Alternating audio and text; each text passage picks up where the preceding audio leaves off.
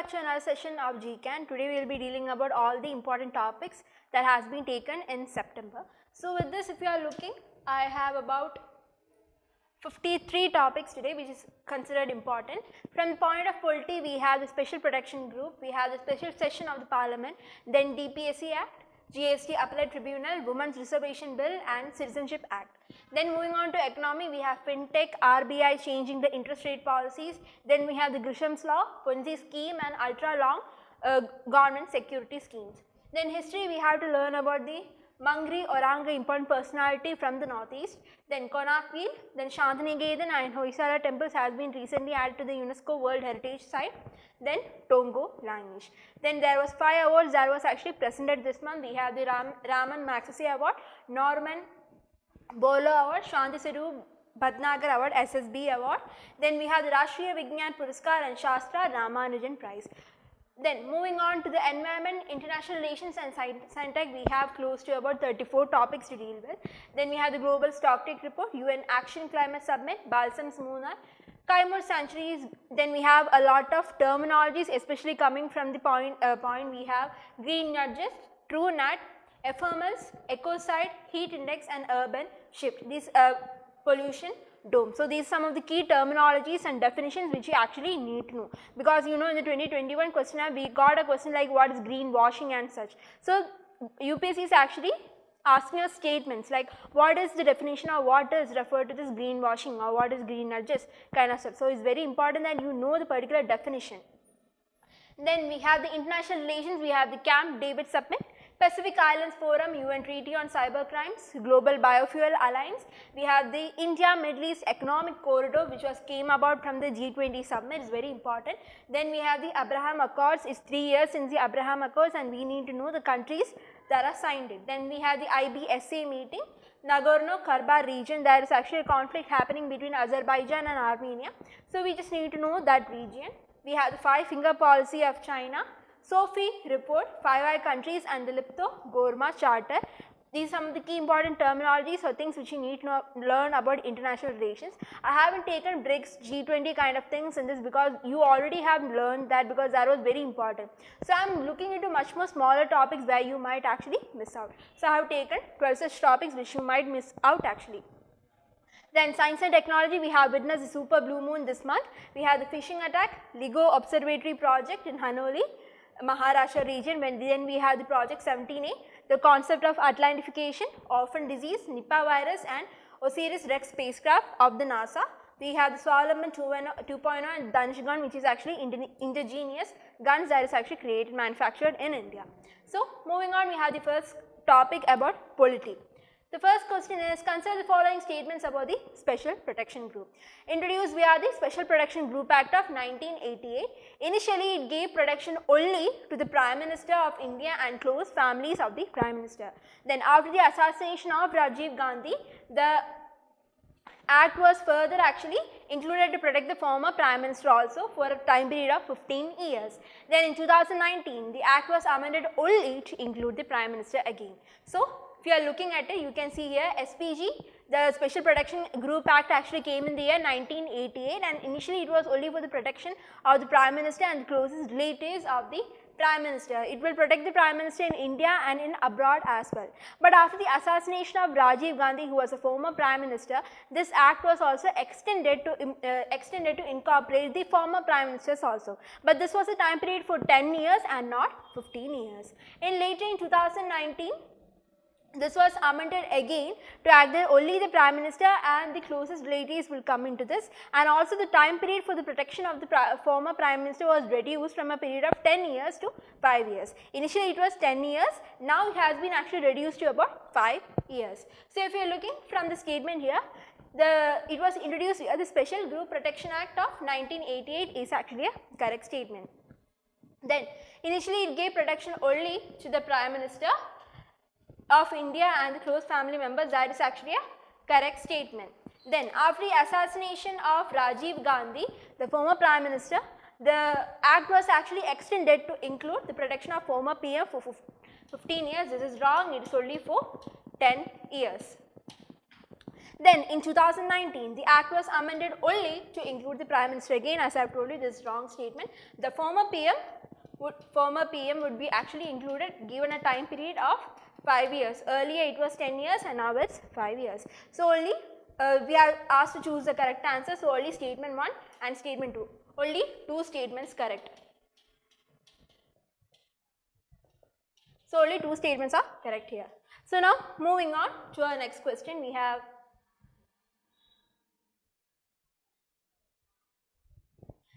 a special session of the Parliament. So this constitution explicitly, now when you are actually going through certain questions, you have to mark certain keywords. The constitution explicitly mentions the term special session. Then these sessions of the government are convened for special occasions like the commemorating of parliamentary or national milestone. The procedure like devices like question hour and the other regular parliamentary procedures are actually available to the MPs in the special session.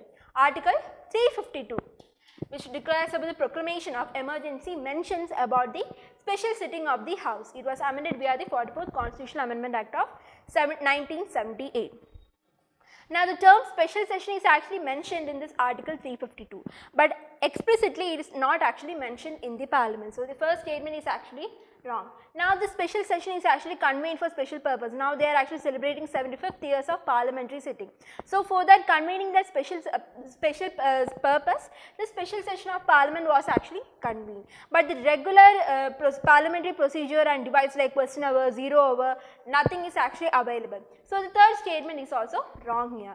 As per the fourth statement, after the declaration of emergency by Indira Gandhi, by the 44th Constitutional Amendment Act of 1978, the special session was actually introduced within this, so that the emergency can be proclaimed with the support of both Lok Sabha and as well as Rajya Sabha, and cannot be decided by the Prime Minister alone. So the first statement is wrong, the second statement is correct, the third statement is wrong, and the fourth statement correct. We are actually we are asked to talk the number of correct statements, so only 1 and 2 and 4 is correct, so only 2 statements are correct here. So that is about the constitution does not explicitly mention the term the special session. Then it is actually summoned by the president as per the provisions of article 85(1) and is actually chaired by the presiding officer. Procedural devices like question hours and 0 hour is actually not available. Article 352 mentions about special sitting. If the proclamation of emergency is issued and the Parliament is not in session, then 1/10 of the Lok Sabha MPs can ask the president to convene a special meeting to disapprove the emergency. Like the Lok Sabha, 1/10 of the Lok Sabha can actually request the president to convene a special session so that they can actually disapprove this emergency that has been actually declared. So this is the special session of the Parliament. Then consider the following statement about the Women's Reservation Bill. Now this has been in news for a very long time, like for a few weeks, so it's important that you know the important provisions that is dealing with the Women's Reservation Bill. It reserves 1/3 of the Lok Sabha seats for the women. It's just not the Lok Sabha, it reserves 1/3 of the seats for the state legislature as well. So the first statement is actually correct. Then the court also includes the reservation of women for SC, ST and OBC. It was very important in debate that the OBC was actually not included. The reservation is only meant for the SC and SC category and not for OBC. The second statement is actually wrong. Then the reservation is valid for a time period of 15 years. Yes, that has been actually made by article 334. So the reservation is actually valid for a time period of 15 years. The reservation will be implemented only after the 2026 delimitation exercise. So this is also a correct statement. It is in debate that this OBC was actually not introduced. In 2024 election, this won't actually come because the reservation of seat was actually linked with the delimitation, which will happen only at 2026. So for the implementation of this act or provision to come, it will only come in provision by the 2029 general elections. So that is, we are asked to choose the correct statements. So the first statement is correct, the second statement is correct, third statement is fourth statement is also correct. So out of this, 3 statements are actually correct. Moving on, with reference to the constitutional bench ruling of section 6A of the Delhi Special Police Establishment Act. This is Delhi Special Police Establishment Act. Which of the following statements are incorrect? We are asked to choose the incorrect statement. It upheld the legality of section 6A granting immunity for the senior government officials. So as per the section 6A of the Delhi Special Police Establishment Act, some special or immunity was actually granted to the senior officials against corruption. That without the permission of the government, you cannot actually put up a case against a corruption case against a senior official. But the Supreme Court in 2014 actually struck down the section 6A claiming it as unconstitutional. So, the 2014 constitutional bench ruled that the section 6A of the Delhi Special Police Establishment Act violated the right to equality under article 14 of the constitution. So, the second statement is correct, the first statement is wrong. We are asked to choose the incorrect statement. So, only one is actually incorrect. Moving on, we have with reference to the statements establishment of GST appellate tribunal. Now this actually is a body appellate tribunal where you can actually go and appeal, so it actually makes the entire process of resolving dispute much more easier. It is specialized authority to resolve disputes which are actually related to the GST laws and the appellate at the appellate level. So as I have told you, it is an appellate tribunal, it is actually to make or to resolve disputes much more easier. So the first statement is correct. The principal bench of GSAT it will be located in New Delhi and each state will have one additional bench. This statement is actually wrong. There is a principal bench, but there are actually total number of 31 additional bench. If you are looking at UP, will have 3 benches. Karnataka will have 2 benches. Rajasthan will have 2 benches and Northeast altogether will have only 1 bench. So this is actually not proportional across every state. There is actually 31 benches and it's not distributed equally as per all the states. So UP will have 3 benches, Karnataka and Rajasthan will have 2 each benches, and taking all the Northeast, they will have only 1 bench. The GSAT aims to provide a quick and efficient process for resolving GST and will help reduce the burden of the higher courts. The statement is also neutral statement, so it is correct. Only the second statement is wrong. We are actually asked to choose the correct statement, so 1 and 3 is correct statements here. Now, moving on with reference to section 6A of the Citizenship Act of 1955, which of the following statements are correct? The section 6A was actually inserted into the 1955 Act as per the Assam Accords to preserve and protect the Assamese culture and identity. Under section 6A, foreigners who have entered Assam before January 1, 1966 have the same rights and obligation as an Indian citizen. Here both the statements are actually correct. This Assam Accord was actually introduced, like Assam Accord is actually signed by the Indian government as well as the Assam Union of Students. So you see here, the section 6A actually deals with the special provisions as citizens of the person covered by the Assam Accord. And now this was actually signed by the Union government. It was signed in 1985 by the Union government as well as the All Assam Students Union at the end of 6 long year agitation, because this Assam Students Union are actually like trying to influx. There was a lot of Bangladeshi refugees were actually influxed into the Assam state. So to actually against this influx of migrants from the Bangladesh state, the Assam Accord was, this Assam Students Union were actually creating a lot of agitation. So the Assam Accords was signed in 1985.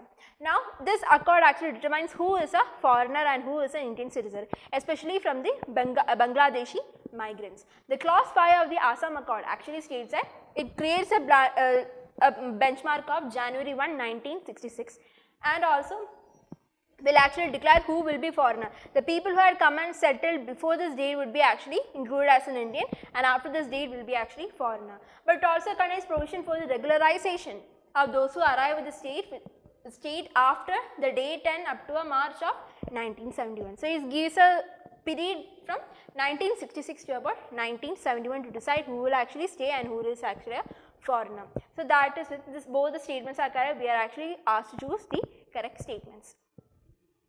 So we have come to the end of polity session and we are actually going with the economy session. So consider the following statements about fintech. Fintech is actually financial technology where they are actually trying to like creating technologies and innovations to make the financial transaction much more easier, to bring financial inclusion, so that these kind of banking and sectors and everything actually reach to the grassroots level as well. So, consider the following statements about fintech. The fintech describes new technology that seeks to improve and automate the financial service delivery. As I have told you, that is the basic definition of what a fintech is called. The digital rupee and UPI are some key fintech growth drive by the government to achieve this financial inclusion. As I have told you, you need some kind of digital setup so that even the grassroots level of people could actually get this financial inclusion. So, the digital rupee and UPI are both the statement 1 and statement 2 are correct, and statement 1 is the correct explanation of statement 2. If you have seen this kind of statement question, you would actually come into understand. So, both the statements are actually correct here. We are asked to choose the correct answer. Then moving on, consider the following statements about Gresham's law. Law refers to the dictum that bad money drives out the good money.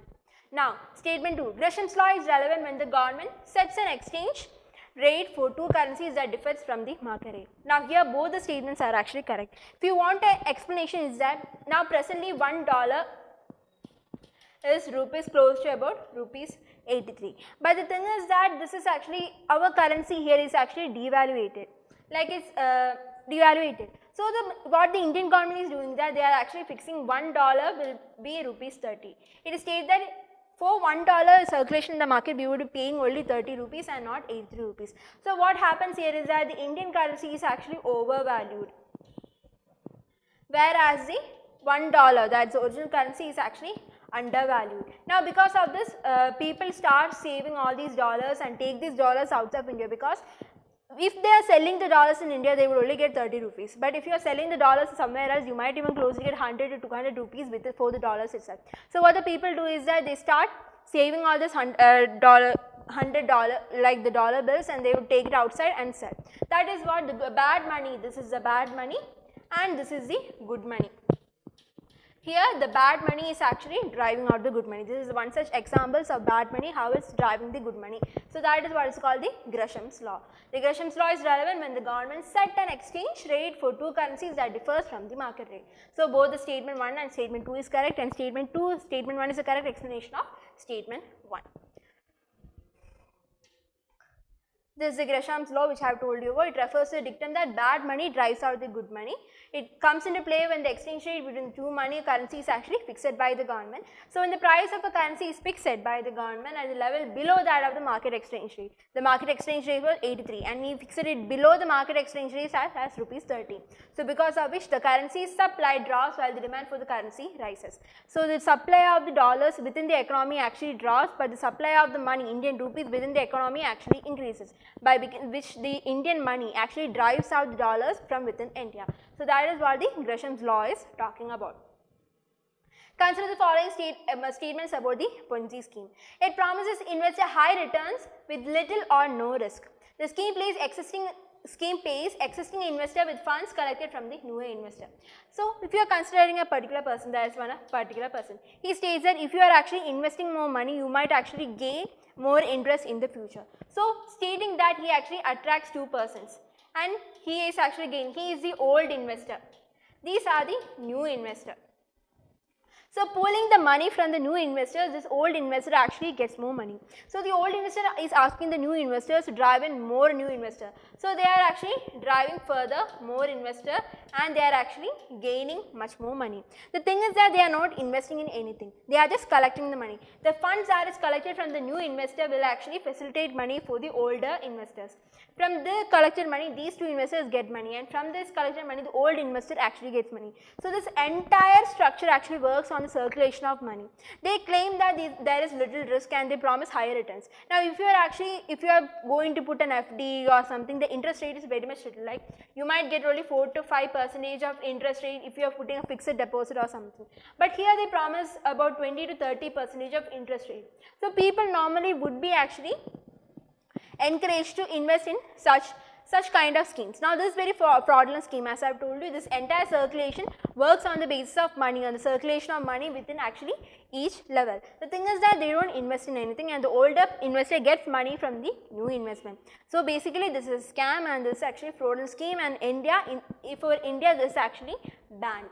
The scheme pays existing investor with funds collected from the new investor. That's the correct statement, and it promises investor higher returns with little or no risk. So here both the statements are actually correct. We are actually asked to choose the incorrect statement, so not 1 or 2, neither 1 or 2, because we are actually asked to select the incorrect statement. Then consider the following statements about ultra long government security scheme. The ultra long GSEC is issued for a period of about 50 years. The GSEC can be issued only by the central government. The GSEC carry practically no risk of default and hence called the risk-free gilt-edged instrument. So here this ultra long government, like if you see the 50 years time period, you might see like this is not realistic. But the statement is that this ultra long government security bond has been actually issued for a period of 50 years. Usually if you are seeing like government securities is typically for a few years. Like we know the treasury bills which are issued for a period less than 1 year. So certain kind of government securities are now available which is actually long. Now this is actually available in western nations, in US and such. This is practically a newer concept in the Indian subcontinent. So this ultra long GSEC is actually issued for a period of 50 years. The GSEC can be issued only by the central government is actually wrong. This can be also issued by the central as well as the state government. Now if you know the T-bills, the treasury bills, this can only be issued by the central government and not by the state government. That is one such exception we can actually tell. The T-bills can be only given out by the central governments. Then GSEC carry practically no risk of result, as it is actually government security, part of the government. There is actually no risk of default and hence called a risk-free gilt experiment. So the first statement and the second statement, first statement and third statement is true, second statement is wrong. So we are asked to choose a number of incorrect, so only the one statement is wrong. Only the statement 2 is actually wrong here. Consider the following statements about the RBI's lending rate. The RBI has actually recently allowed a borrower to move from a fixed to a floating interest rate. Fixed interest rate do not change during the tenure of the loan. Floating interest rates are subjected to market risk and based on base rate change. Then floating interest rate do not draw a prepayment penalty.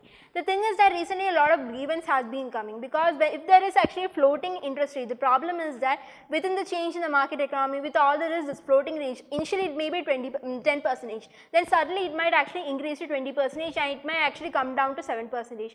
So the floating interest rate is based upon the market system that is going on. It's not actually entirely reliable. So there is a lot of grievance within consumers who are actually invested within this floating interest rate. So the RBI government what they did is that they actually allowed these kind of consumers who have particular grievance to change from the floating interest rate system to fixed rate system. So this first statement is actually wrong. The RBI government actually allowed fixed floating to fixed interest rate, not fixed to floating, from floating to actually fixed interest rate is what the RBI has actually allowed. So the first statement is actually wrong. The fixed interest rate do not change during the tenure of the loan. If you have started 10%, it would be 10% even at the end of the tenure. So that is the fixed interest rate. The floating interest rate, as I have told you, is subjected to market risk. So the second statement and third statement is actually correct. The floating interest rate do not draw a prepayment penalty. If you have actually done a fixed interest rate and if you actually want to withdraw all the money in between, or if you actually not paid back all the money, I have taken a car loan, suppose 2 lakhs of car loans, and suddenly I come up with some money. So I don't have to pay interest and I close off my entire loan. So if even before the tenure, if you actually close down the entire, you have to pay a penalty because you actually close down that account, close down that loan earlier. But this is not that in the case of floating interest rate. There is no penalty if you are actually closing that loan early. So the second statement, third statement and fourth statement are correct. We are asked to choose the incorrect statement. So only the first statement is actually incorrect here. So moving on to our history session. First question is, consider the following. We have Khajuraho Temple, Shantiniketan, Ajanta Caves, Great Himalayan National Park, churches and convents of Goa, rock shelters of Bhimbetka, Hoysala's temple. Which of the following are recognized under the UNESCO World Heritage Site? So you think presently with the addition, you might know the Shantiniketan and the Hoysala temple was added recently to the UNESCO World Heritage Sites, and currently in India we have about 42 UNESCO World Heritage Site. Now all these 7 are actually UNESCO World Heritage Site. You might think this National Park, the churches and convents of Goa, these might like give you some confusion if they are actually UNESCO World Heritage Sites. So, as 2 sites were actually added within this year, it is very important that you actually go through this, go through the list of the UNESCO World Heritage Site that India has. The thing is that at least you should know the names, like if you count the Great Himalayan National Park or the churches of the governments of Goa, which all actually comes under this, comes under the UNESCO World Heritage, you should at least know the names. You can actually make a map out of it, locating all the sites, so that is one of the easier ways to actually remember it. So, here all the 7 sites are actually recognized under the UNESCO World Heritage Site. The total language that has been recently seen in use is Sumerian, Sino-Tibetan, Afro-Asiatic or Austro-Asiatic language. The total language is actually Sino-Tibetan language, and this is actually talked in the area of India-Bhutan border. It is actually a primitive language, and it is actually recognized as a critically endangered. This is actually a critically endangered language, and recently a dictionary was actually introduced by a person, so that this total languages can be actually learned and it does not go to extinct. Now, the total language does not have a script on its own, so it actually uses the Bengali script. So, the total language is Sino-Tibetan language, is actually very important. Then, next question, consider the following statements about Mangri Orang. The Mangri Orang is known for her resistance against the state of foreign liquor and opium during the colonial period. The Malati Mem is a play that celebrates Mangri Orang revolutionary spirit and life. She is said to be the first female martyr of India's freedom movement. Here all the 3 statements are correct. She died at a very tender age because she was actually resisting the British against the introduction of opiums and other kinds of liquor in that certain area, because of which the livelihood of the people were actually destroyed in that particular area. So, she resisted against, and she actually destroyed, with the help of some other people, destroyed some of the foreign liquor centers in the area as well. She was actually shot dead by the British. The Melati Mem is actually a play that celebrates the revolutionary spirit and life of Mangri Orang, and she is said to be the first female martyr. So, here all the 3 statements are actually correct here. Moving on, we have the last question of history. What does the Konark wheel, a prominent symbol from Odisha Sun Temple, represent?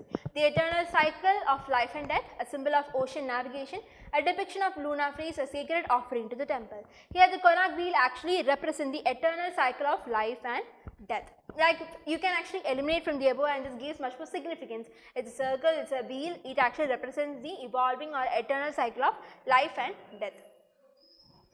The Konark temple, as I have told you, is actually located in the East Odisha, and it was actually built in the 13th century from the Ganga dynasty king Narasimha Deva. Now, this is actually UNESCO World Heritage Site. There are actually 2 rows of 12 wheels on each side of the Konark temple. Some say that the wheel actually represents about 24 hours in a day, and others say the 12 months. The representation of the chariot wheel of the sun god is drawn by the 7 horses. Now, this is close to Hindu mythology. The rotation motion of the wheel actually symbolizes time, as I told you, eternal cycle of life and death. So, it progresses and it talks about the continuous change. So, that is about the topics of history. We have actually 5 questions based on awards as well. Consider the following statements about the Shanti Swaroop Bhatnagar Award. The award is actually given by the CSIR for any Indian citizen engaged in research field of science and technology up to the age of 45 years.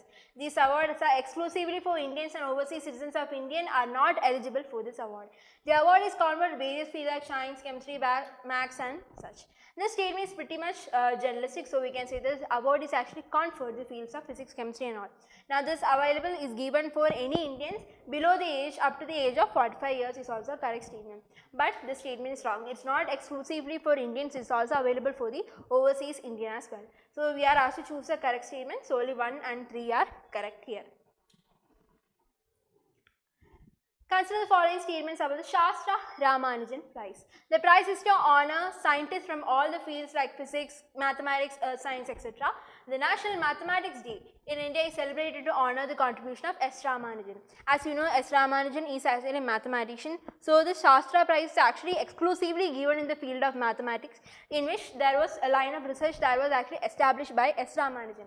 So, in here, the first statement is actually wrong. This is actually for the field of mathematics alone and not for other all scientific fields. The National Mathematics Day is celebrated on December 22nd, which is actually the birth anniversary of S. Ramanujan. So, the second statement is correct, the first statement is wrong. We are asked to choose the incorrect statement. So, only statement 1 is wrong. Moving on. we have, consider the following statements about the Raman Magsaysay Award. The award recognizes and honors individuals and organizations from all Asia. R. Ravi Kannan was the recipient of the award in 2023. It is no longer being given in the fixed award category except for the emergent leadership since 2019. We are asked to choose the incorrect statement. So, the award recognizes and honors individuals all across Asia. It is actually given in Manila, Philippines. It is given in August every year at the Manila, the capital of Philippines. Now, this is Raman Magsaysay is actually the 7th president of Philippines. So, to honor him, this award was given out. This was actually one of the biggest or the Asia's important awards, we can actually say that. R. Ravi Kannan, he is actually specialized in cancer treatment and has done a lot to actually recognize within the cancer treatment. So, he was actually awarded this Raman Magsaysay Award in 2023. So, it is no longer given to a fixed award to a fixed field except for the emergent leadership since 2019. So, first there is no specific category associated with it. We are asked to choose the incorrect statement. Here all the statements, all the 3 statements given here are actually correct. With reference to the Rashtriya Vigyan Puraskar, which of the following statements are incorrect? We have to choose the incorrect statement here. We have to choose the incorrect statement here. These awards include a cash component along with a certificate and medallion. The prize will be awarded annually in 13 categories including physics, chemistry and earth science. Here there is no cash component that is actually given along with this Rashtriya Vigyan Puraskar, but a certificate and medal is actually given for this particular award. Now, this is actually awarded to 13 categories and the statements are correct. We are asked to choose the incorrect. So, only the first statement is actually incorrect here. So, if you are looking at the Rashtriya Vigyan, there are actually 56 prizes to facilitate the scientists that has been actually given out. This comprises of, there are 3 awards like the, there is 3 awards, there are Vigyan Shri, there is Vigyan Yuva Shanti Swarup Bhatnagar and then there is Vigyan Team Awards. There is like 3 to 4 categories of award, like we have the Padma Shri, Padma Bhushan, the Padma Awards, there are multiple categories within it. Like that, this Rashtriya Vigyan Puraskar has also multiple categories that is actually associated with it. Now, these are awarded for about 13 categories as I have told you, physics, chemistry, biological science, maths, etc. So, even the persons or people of Indian origin who are staying in abroad is also facilitated for this award. But the STEAM awards is not actually applicable to the people of Indian origin, like persons of Indian origin. The other 3 awards are actually applicable but not the team awards. Now, the Vigyan Ratna awards for lifetime contributions, Vigyan Shri for distinguished contribution to any field, Shanti Swarup Bhatnagar for young scientists, exceptional contribution by young scientists, and team awards for 3 or more researchers who are combined together. There is no age limit for any of the prizes except for the SSB that is actually mentioned. So, that is the Rashtriya Vigyan Puraskar. Then, with reference to the Norman Borlaug Awards, you might have in the last my M.S. Swaminathan, this Norman Borlaug has actually helped him to design the agriculture or help the green revolution, especially with the development of the dwarf wheat variety of crops. So, according to this, Norman Borlaug is actually an agriculturist. So, based on it, this award is actually given out. Recently, Swanti Naik became the 3rd Indian to get this Indian agricultural scientist to get this award. It is presented by the World Food Prize Foundation, and this is also nicknamed as the Nobel Prize in Food and Agriculture. Here, all these 3 statements are actually correct. Swati Naik is actually the 3rd Indian agricultural scientist to actually get this Norman Borlaug Award.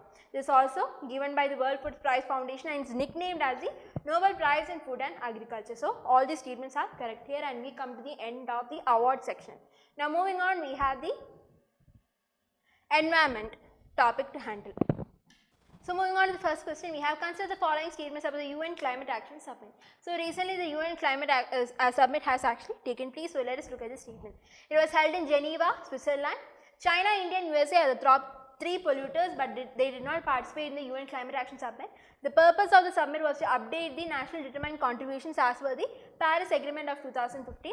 India has committed to reduce emission intensity of GDP of 45% by 2050. From 2005 levels. This was actually not held in Geneva, Switzerland, but at New York. Now, China, India and USA, even though we are the 3 big top polluters, these 3 countries did not participate in this summit. The purpose of the summit was actually to update the NDC. This statement is also correct. India has committed not reduce 45% by 2050 by 45% by 2030 at 2005 levels. So here first statement and fourth statement is wrong, the second statement, first statement is wrong, second is correct, third is correct and the fourth is wrong. So the number of correct statements are only 2 here. Like be very important while you read the questions, you might actually miss, like there might be certain numbers or certain facts you might actually forget or you might miss out. So it's very important that you actually read through the entire questions very carefully. Then consider the following statements about the Nipah virus. The fruit bat or the flying fox is a natural host for the Nipah virus. It is a zoonotic viral infection and it's an airborne disease. Who has flagged Nipah as a major concern and stated Nipah as a biosafety level 4, which is the highest level of biosafety precautions. Nipah has the lowest mortality rate and there is no vaccine or specific treatments are available. We need to find the number of incorrect statements. The first 3 statements are actually correct. It is a zoonotic virus. It gets transmitted from animals to human beings, but the problem is that it has the highest mortality rate. The thing is that the chances like that you die if you get Nipah is actually close to 70 to 80%. Now for Nipah, this mortality rate is close to, as I have told you, is 70 to 80%. But if you are taking COVID, the mortality rate was only about 30 to 40%, which makes it that there is Nipah, there is no vaccine available, there is no particular treatment, it has the highest mortality rate and not the lowest. So here the second statement is, fourth statement is wrong, but all the other statements are actually correct here. Remember, it has the highest mortality rate. Moving on, consider the following statements about the TrueNAT test. So the TrueNAT test is a new molecular test that can actually diagnose TB within 1 hour. It has high diagnostic accuracy and can even test for the resistance to the drug rifampicin. It is indigenously developed by India and TrueNAT will be used by CMR to diagnose Nipah in Kerala. We had to choose the incorrect statements. TrueNAT test is a new molecular test. So if you have attended my previous class, we know the difference between smear microscopy versus molecular testing. So this both is actually used to test or find the TB cases, but the thing is that the smear is not very accurate. It has accuracy only about 40%, whereas the molecular, this has actually accuracy about 90% and can actually even find out the multi-drug resistant variety of TB. That this rifampicin drug is actually used for the multi-drug resistant variety of TB. Even for this kind of TB, this TrueNAT test or the molecular test, we can actually find accurate results with this molecular testing. So it has high diagnostic accuracy, as I have told. The first statement is correct, the second is correct, and it is developed by indigenously by India of a university that is actually present in Goa. The TrueNAT will be used to test and diagnose this Nipah in Kerala. The ICMR has actually allowed to use this TrueNAT test in actually Kerala so that we can actually find the number of cases and diagnose it properly in the case of Nipah. So here all the statements are correct and none of the statements are actually incorrect here. Moving on, consider the following statements about the Urban Shift Forum. The Urban Shift is actually a program that is actually funded by the Global Environment Facility and is actually led by UNEP.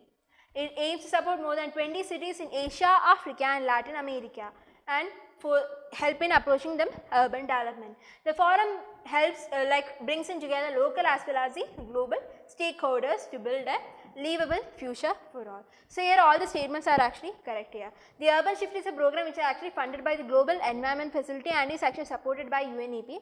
But there are other partners like the Asian Development Bank, World Bank is also helping this. So certain programs, like if you can take the Coastal Development or Coastal Management program in India at Surat was also taken place by this Urban Shift Forum. Presently they handle kind of 23 projects across 9 countries as well, and they actually bring in funds and other groups and local and global stakeholders together so that they can actually develop this urban development, because urbanization is taking place. It is destroying the environment. It's actually, there is a lot of problem. We know the heat rays, flash flood, these are actually affecting the urban population as well. If you take by 2050, about 2/3 of the world population will be living in urban. So it's very important that we actually take a smooth transition for the urbanization process as well. So as per that, the Urban Shift Forum is very important. See here all the 3 statements are actually correct here. Consider the following statements about the Bolson tortoise. It is the world's smallest and the rarest land reptile. Adult males are generally smaller than the females in this species. They are also land dwelling reptiles that spend most of the 95% of the time in burrows. Here two statements are correct. These are not the smallest, but they are the largest kind of land dwelling tortoise, land dwelling tortoise that are actually present. The adult males are smaller than the females, and these are actually land dwelling 95% of the time. So here only the first statement is wrong, both the second and third statement is actually correct here. We are asked to choose the correct statement, so only two statements are correct here. Moving on. Pollution dome recently mentioned in the news referred to which type of air pollution? So recently, if you have seen, there was a 15-point formula given by the Delhi government in the NCR region, National Capital Territory region. So this pollution dome basically is nothing but during night time, it's very cool and it's very chill. So all this cool air actually gets susceptible in the ground. So the ground will be much cooler. When the ground is cooler, the immediate air above the ground will be also cooler. This region, everything will be cooler. So this entire region at the ground level will become cooler and the top layer will be actually warmer. This is actually close to a kind of temperature inversion as well. The problem is that this cold air is not mixing with anything and this cold air is stagnant at a particular place. So because of which, if there is any kind of transportation pollution or the industrial effluents, everything, all the particles actually get accumulated within this area and actually creates a kind of pollution dome. So this all the area will be actually within a pollution. So that is called the pollution dome. It's the air pollution that is caused due to temperature inversion, cool air getting trapped under a layer of warmer air. So the first statement is actually correct here. It's not caused due to the dispersing. The thing is that there is no intermixing of air happening here. That is why all the pollution gets stagnant at a particular place and creates a dome. So there is actually the pollution is caused due to the dispersing. This statement is actually wrong. It's got to excessive use of firecrackers in industrial process and transport. This is one reason but not the main reason. If you are actually using a lot of firecrackers in something within this particular time period, it actually aids the pollution as well. It is caused to the burning of stubble. These are actually secondary reason but not the primary reason. Then, which of the following organization releases the State of Food Security and the Nutrition of the World report, that is called nicknamed as the SOFI report? FAO, World Trade Organization, World Bank, World Economic Forum. This is actually released by the Food and Agriculture Organization. Now they actually look into the nutritional status of different countries and the amount of money that is actually required to buy a particular number of food. But the thing that the report actually states that India has the lowest amount that is actually needed to require a kind of nutritious food. But the reality is that there are almost 1.4 billion population in India. A close to 1 billion population within India is actually not able to afford nutritious food. Even if the nutritious food is very cheaper compared to all the other countries, the thing, if you need to buy nutritional food, is very cheaper in India. But we have the close to 1 billion people who are actually malnutrition, or they are not getting, or they is very costly for them to actually buy nutritious report. So that is actually stated by the SOFI report as by the Food and Agriculture Organization. Consider the following statements about the Kaimur Sanctuary. Now this Kaimur Sanctuary is actually in the state of Bihar. The sanctuary is bounded by two rivers, Karamsana and Durgavati. The NTCA has actually approved to convert the sanctuary into a tiger reserve. It is known for its ancient cave paintings. Here all the four statements are correct. This is actually located in Bihar. If this Kaimur Sanctuary is actually made to a tiger reserve, this will be the second such tiger reserve that will be there in Bihar. Now this is actually close to Uttar Pradesh and Madhya Pradesh region as well. Like we know Bihar here, the sanctuary lies here, so it is actually close to UP and there is MP confluence here. So this particular sanctuary is actually close to the two other states as well. The sanctuary is also known for the ancient cave painting that is present there. So all the four statements are correct here. Like what do you mean by the term ecocide? Ecocide refers to the willful and extensive destructions, damage or harm done to the environment. It refers to the willful preservation and conservation of the environment. It refers to making mandatory provisions for environmental costs, government projects and program, non-inclusion of technological and environmental costs in the annual financial statement. Here ecocide mainly refers to the willful and extensive destruction and damage that is actually done to the environment. You know, a particular person is doing destruction to the environment knowingly. It's not unknowingly, it's knowingly. So this ecocide term particularly refers to this willful and extensive destruction or damage. Like you can actually state examples like the Vietnam War, you can actually state example use of the Agent Orange, a herbicide that was actually used in the Vietnam War. It actually damaged both the environment as well as created injuries and killed a lot of humans in the Vietnam War itself. So in India, we are actually looking like we have not fully embraced the key terminology of ecocide in its law. A lot of countries have actually implemented this ecocide in their law, so that this willful destruction of the environment actually does not take place. So it's kind of a legislative mechanism that is actually used in many countries. So the term is in use because they are in Mexico, they are actually going to construct some kind of land holdings. The Maya train project, which has actually been projected in Mexico, is like it's like a project which is actually going to harm a lot of environment, the wildlife, the caves and indigenous community in this particular area. So this Maya train project, proposed train project in Mexico is termed as an ecocide hazard itself. Now consider the following statement about heat index. It means apparent temperature which measures how the temperature feels to humans. The heat index is solely determined by air temperature. High relative humidity results in lower heat index.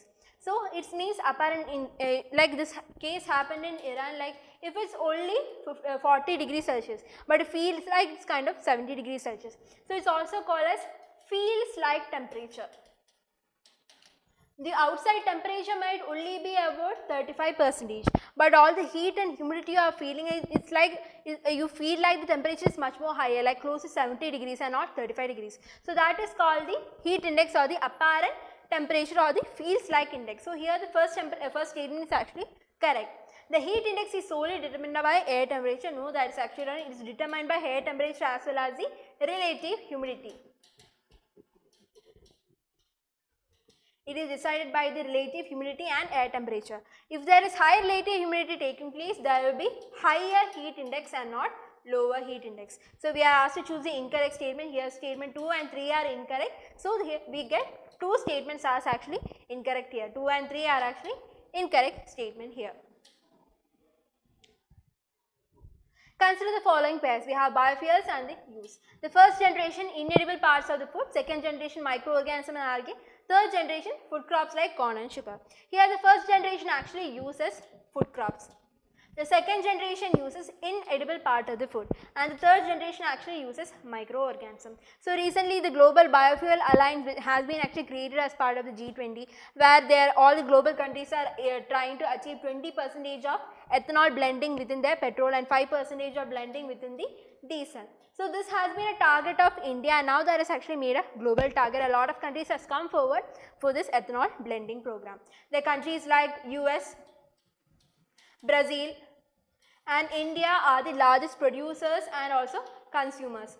These 3 countries together produce about 85% of the global ethanol and they consume about 81% of the ethanol itself. So this kind of data is actually very important. So the first generation is using food crops, like there were sugar canes that has been used. In the second generation, inedible parts of food like the husk, stubbles which cannot be used for consumption, such kind of inedible parts of foods is actually used. The third generation, microorganisms and algae are used. So here all the 3 pairs are actually wrong. We are asked to choose the correctly matched. Here all the 3 pairs are wrong. So be remember and be know about the Global Biofuel Alliance also. Which organization released the Global Stocktake Report? UNEP, UNESCO, UN Climate Secretariat and UN CTAD.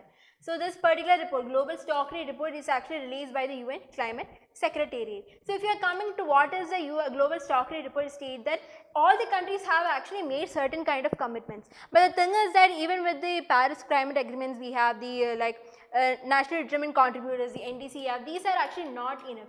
The countries have to actually do more so that they can actually do more, so that we can actually establish, we can actually bring down this greenhouse gas also. We have the Kyoto Protocol, we had the Paris Agreement, but these are actually not effective. The countries have to actually update more. The Stocktake actually reviews the target. So that is what they do. The goal is to actually reduce about 23 billion tons per year to, so that we can actually achieve net zero. But the thing is that the target is not achieved. Like we have to reduce 23 billion tons per year. The thing is that the countries actually only like India, we have only stated about 2 to 3 billion. So certain countries, their like carbon sink which they create is pretty much very less. We have to create about 23 billion per ton, so that overall we can achieve net zero, but these are not achievable that route. So that is what is actually stated by the Global Stocktake Report.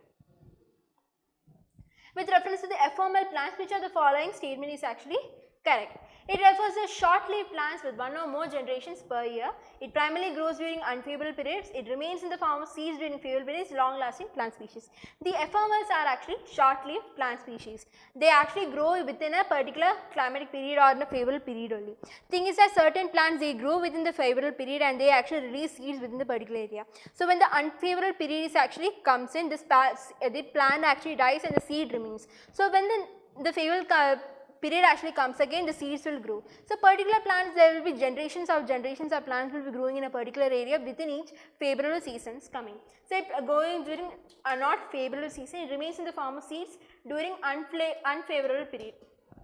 It is a short living plant. So if you are looking, certain ephemerals actually grow in the monsoon season. So when there is actually monsoon season, this plant will grow. When the monsoon season goes, or the unfavorable season, monsoon actually goes away, they will actually release seeds and the main plant actually dies off. So when the next cycle of monsoon come, all the seeds will actually grow and this process repeats again. So certain kinds of short lived plants is actually called as ephemeral plants. What do you mean by the term green nudges? It refers to the adopting energy efficient building codes. It refers to the willful presentation and conservation of environment and ecology. It refers to the manipulating people to take environment friendly decision. It refers to the gentle persuasions to influence an environmentally friendly behavior in people. The green nudges is a little bit kind of persuasion. So they are giving people a kind of persuasion, so they actually adopt a kind of environment friendly methods. So it's a kind of gentle persuasion and it's actually not manipulation. So here the second statement is correct. Like for example, you know the Zomato app. So if you are actually ordering food, there will be no cutlery, no plastic cutlery option as in default. If you want cutlery, you have to actually go change the settings and then make the order. So in certain, if we are actually ordering, we would actually order there is no cutlery needed. So that is a kind of gentle persuasion. Like default option, they have kept no cutlery option.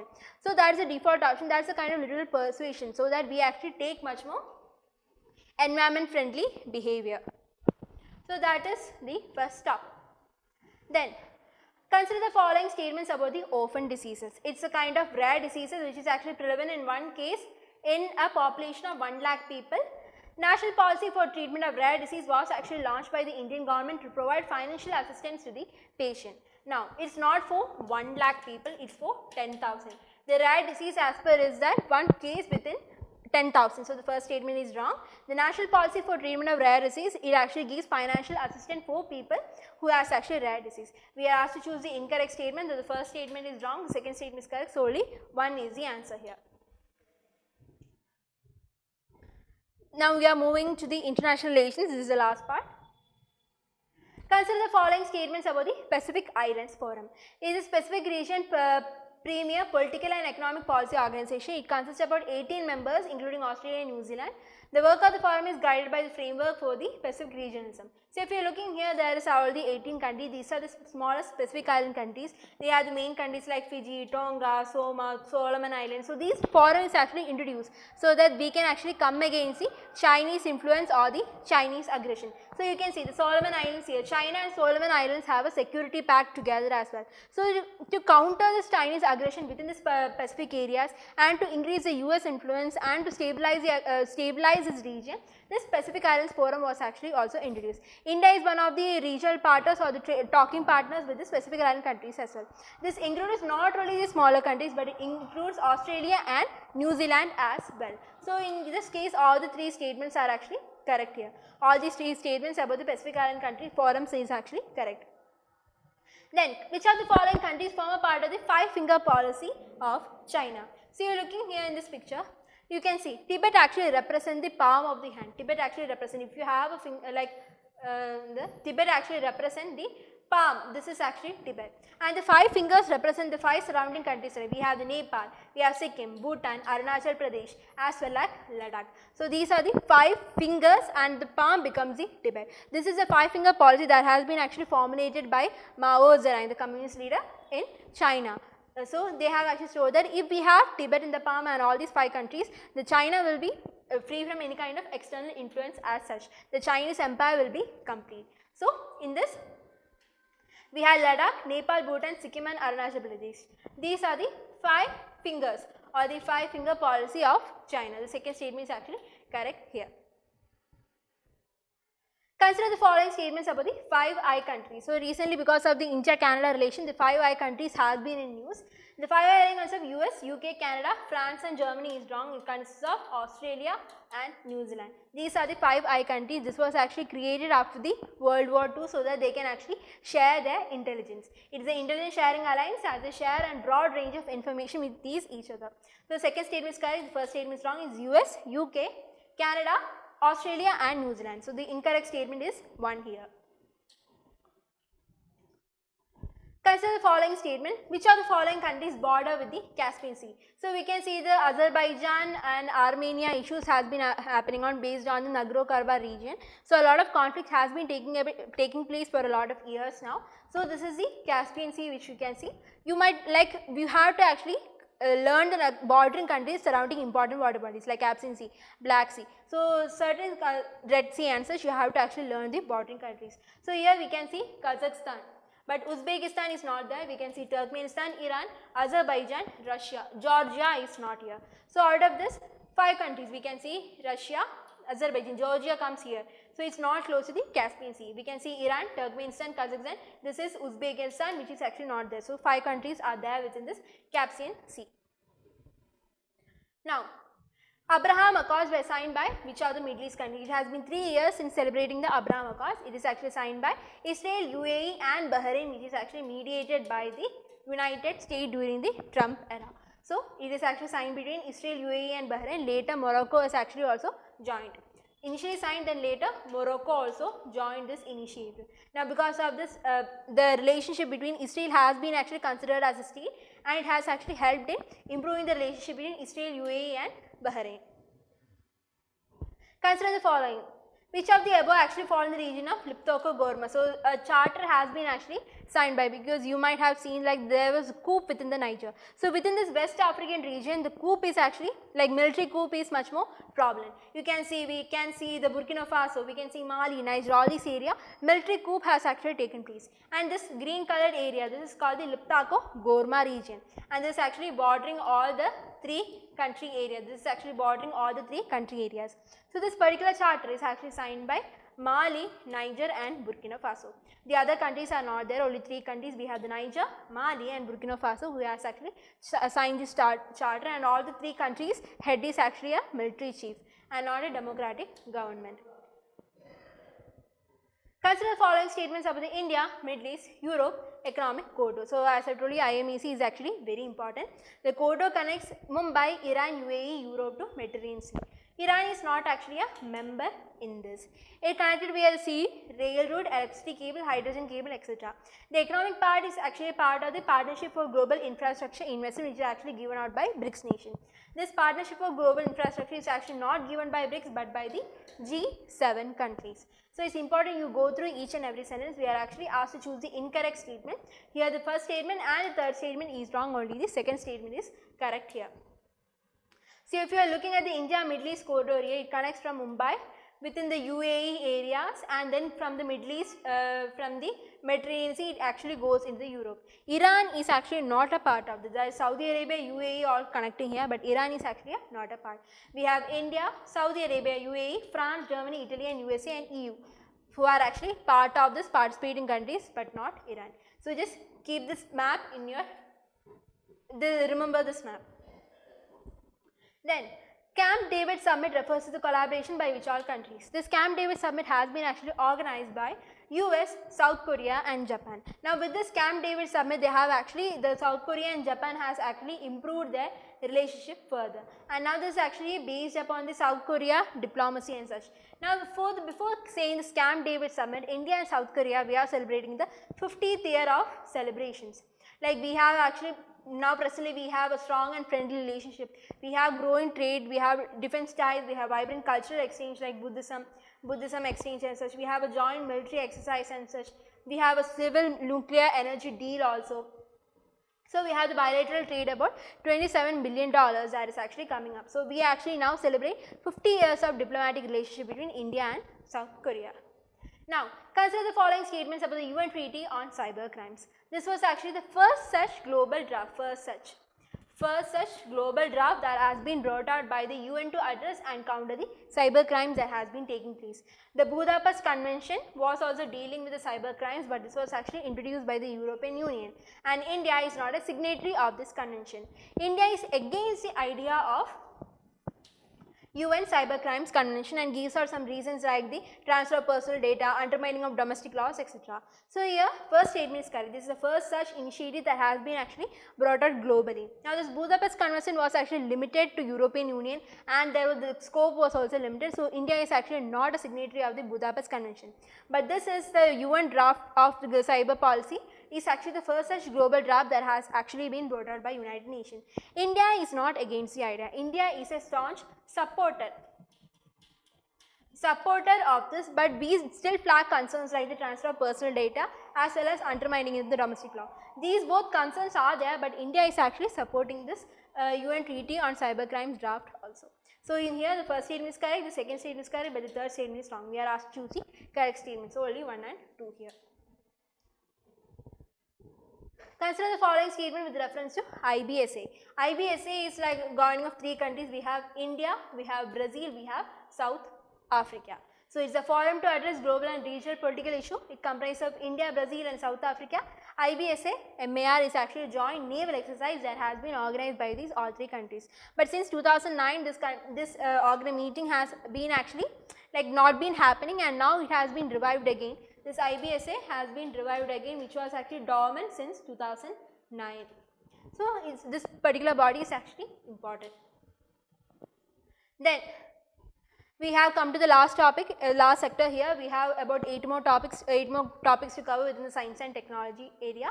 Then with reference to the NASA's OSIRIS-REx mission, which are the following is actually correct. It collects samples from the asteroids Bennu to study the geological activities on Venus, collect lunar rocks and deep space mission. Now this particular mission was actually sent to collect sample from the asteroid Bennu. It took about 2.5 years journey to reach the Bennu and also come back to Earth. So this spacecraft actually put down the capsule which contained the samples of the asteroid Bennu in the Utah Desert in America.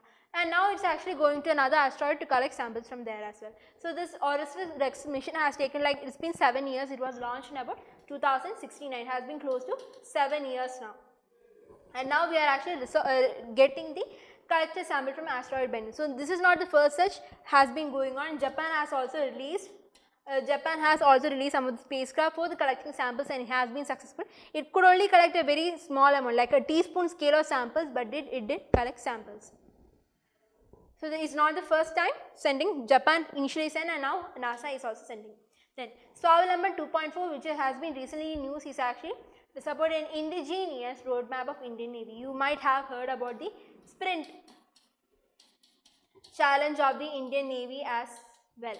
So according to this, Swavambam 2.0 is actually created for the indigenous roadmap to actually develop the Indian Navy. Consider the following statements about the super blue moon. The super blue moon happens when the moon is at a closer point to the earth and is also a full moon. The blue moon is when the moon appears blue in color at certain places. So if you can see here in the map, this is the closest point. At the pedigree point, the moon is very close to the earth, and the apogee point where the moon is far away, like more than 4 lakh kilometers away. So at this point, if this point where the moon is a full moon and also closest to earth, this is called the super moon. In this area, the moon will, like it's a full moon and closer to earth, so the moon will appear more bigger and brighter. It will be about 14% larger and about 30% brighter than the typical full moon. But blue moon is not named as per the color of the moon. If such a full moon happens twice a single month, usually a full moon happens twice a month, is called a blue moon. Now there is nothing to do with the color of the moon. You might at certain places may feel that there is a bluish color because of the atmospheric reactions taking place, but it is not typically blue in color. If there is 2 full moons within a single month, it is called as a blue moon. But when the super moon and the blue moon both happens together, like it was the second full moon happening here, and at this point of time the moon was also closer to earth. So now it is a super blue moon. Now it is a very rare phenomenon. It might actually take 10 to 20 years, and the next such phenomena we can actually see in 2037 in January and in March. We can actually see in 2037 only. So here The first statement is actually correct, but the second statement is wrong. You might confuse like blue color of moon may be due to the appearance of moon in blue in color, but there is nothing to do with its appearance. Second statement is wrong and the first statement is actually correct. So, we have to choose the incorrect statement. So, only 2 is wrong here. Consider the following statements about the fishing attack. It favors quantity. Fishing favors quantity. Spear fishing favors quality. Fishing favors quantity, which means that attempting to target as many victims as possible with a generic message at a single point of time. Spear fishing favors quantity, which means attempting to attack a specific victim with a personalized message. Here both the statement is correct. So, if you are looking at this figure, this is fishing, which means that within laying out a personal message, a lot of people can actually become a victim of it. You are actually collecting a lot of fishes at this particular point. So, that is called the fishing. It favors quantity. You are collecting a lot of people with a single message. So, you are actually quantitating it. Spear fishing on the other hand is actually favors quality. You are targeting a one single person, so you can actually extract sensitive information from that person. So, that is called the spear fishing, where you are actually concentrating on one single fish alone or one single person alone. So, both the statements are actually correct here. So, Project 17A is related to aircraft carrier, light combat helicopters, self-guided missile frigates and multi-barrel rocket system. Here self-guided missile frigates, if you can see, Project 17A is also nicknamed as the Nilgiri class. There are 7 such. We have the INS Nilgiri, Himagiri, Udayagiri, Dangiri, Tarangiri, Vindhyagiri and Mahendragiri. Recently Mahendragiri and Vindhyagiri have been actually released and commissioned. It is yet to be commissioned. So, this first was introduced in actually 2019. The first ship was actually Nilgiri. So, this Project 17A is also, it's a self-guided missile frigates. It's a small ship which is actually will help actually in the it is an advanced stealth frigate which actually helps the Indian Navy. So, this is also nicknamed as the Nilgiri class. Then, the term LIGO recently in use refers to the gravitational waves, green engineering, black holes and deep space. LIGO is actually refers to the gravitational waves observatory. In India, like we have a gravitational wave observatory that is actually created in Hanoi in Maharashtra. Now, there is actually there is 4 meter length of arm here. A light is actually passed through this arm. So, when the light actually goes, it kinds of touches the mirror and then reflects back.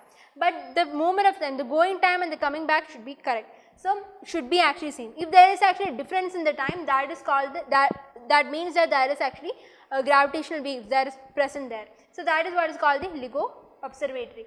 LIGO observatories are present all over the globe, actually in US you can see, in Australia and such. So, in India we are actually developing it in Maharashtra, and certain places should be actually built, like certain places should be actually kept where there is no earthquake or seismic activity coming. So, certain places like that was actually chosen in Maharashtra. Now, consider the following statements about the Atlantification. It refers to the increase of influence of the Atlantic water in the Arctic area. The heat in the Atlantic water, actually keeps the ice from forming. Atlantic water keeps ice in the ice from forming and melts existing sea ice from below. The scientists discovered the hot spot where some parts of the Barents Sea have started closely resembling the Atlantification.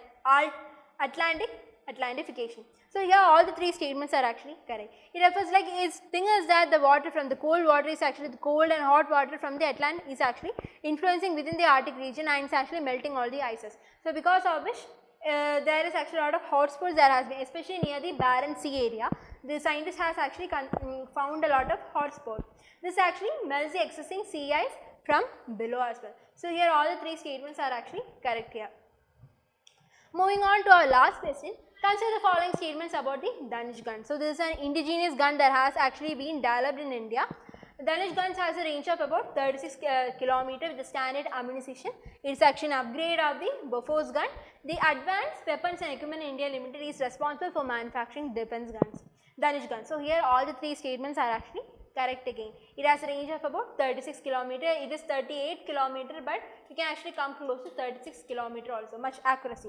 Then Dhanush is an upgrade. There was Bofors gun, but this was not that accurate, or it was not light, or this much kilometers, like 36 km could not be achieved by the Bofors gun. So, this Dhanush is an upgrade of the existing Bofors gun. It is actually made by the Advanced Weapon and Equipment, and we have choose the correct statement. So, here all the 3 statements are actually correct here.